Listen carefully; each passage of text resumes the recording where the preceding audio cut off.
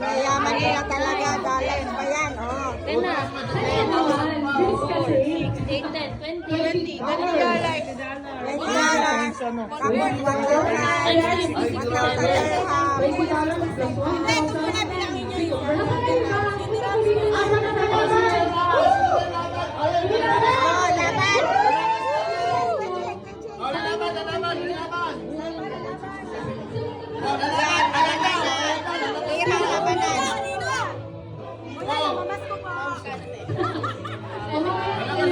Ilabas na. Nakakalapas na po. Marami pa kayo dito.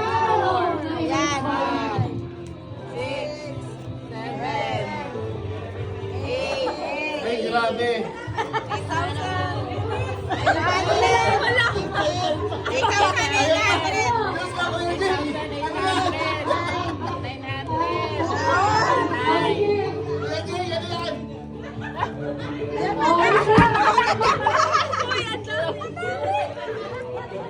Bakit kaya sa ibang 3 sa table 4? Grabe. Ito po siya. Pinalaban. Ano? Wait lang guys. Isa lang ang ilan dito. Wait lang guys. Isa lang yung naiwan dito. Oh, pwede naman si Uboy. Iba pa rin dito. Nakakita naman. Nakakita natin yung pera. Hindi, natataranta kami. 3,000. Ano? Bakit puro card to? Oh, bawal ang card. Bawal ang card. Bawal ang ano. Pili natin. Lalaban kami, lalaban. Grabe oh. Ba't may card? Ay, bawal ang card. Bawal ang card. So far po, ang table number 3 at table number 4 ang naglalaban. Dalawa silang naglalaban. So magkano na?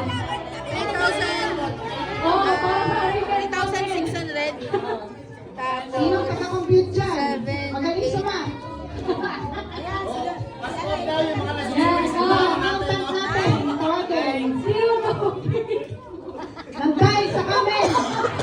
Anak-anak sa kamen, mga kaibigan, naglabas sa mga bills.